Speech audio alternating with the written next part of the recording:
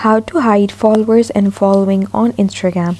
Hi guys, in this video I'm going to show you step by step that how you can hide your followers and following on Instagram. So let's dive in.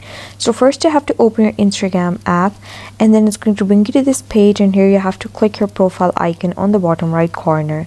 Now click these three horizontal lines on the top right corner and scroll through until you find this option account privacy and click it.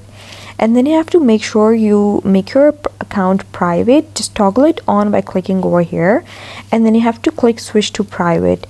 And once you do so, now people won't be able to see your followers and following that aren't following your account on Instagram. So once you accept their friend request on Instagram, only then they'll be able to see your followers and following. Until or unless you haven't added them on your Instagram account, nobody will be able to see your following and followers on Instagram. And that's how you hide your followers and following list on Instagram. Thanks for watching.